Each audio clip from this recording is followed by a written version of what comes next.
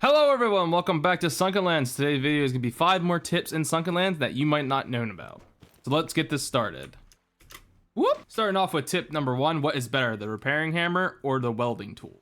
Let's compare the two. As you can see, the repairing hammer only takes 10 wood and 1 rope to make, and it's used for repairing and demolishing buildings. Compared to the welding tool, which takes 4 iron bars and 6 electronic parts, but it also takes a battery to use, so it takes 15 scrap parts, 2 copper bars, and 3 more electronic parts just to make the thing work. So in terms of requirements, 1 point to the repairing hammer. Also, it mentions the repairing hammer is used for repairing and demolishing buildings, and the welding tool is only for repairing. It can't demolish any buildings. So that's another point to the repairing hammer. But the welding tool says it's used to repair buildings fast, so let's have a competition. Let's see which one is faster. Side-by-side comparison, let's see which one goes. I got both walls here down to 20, so it's fair game. And here we go.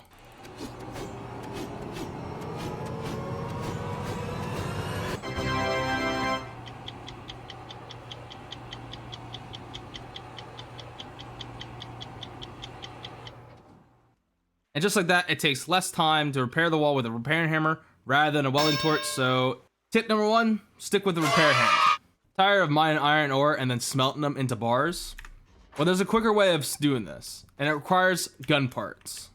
Take any extra gun parts that you don't want and put them into a recycler that's hooked up to a generator.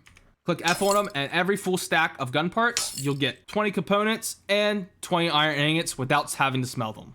This next tip, if you've seen any of my other builds in Sunkenland, I highly recommend building a blueprint first out of iron ingots rather than scrap. The reason why is if you make a mistake, take your repairing hammer and demolish it and you'll get your iron ingot back, so it's a 1-to-1 ratio. Where you build it out of scrap, you only get half back, so you'll actually be losing 4 scrap metal each time. This is why I recommend for your complex build it out of iron ingots so you don't lose materials deconstructing if you make a mistake.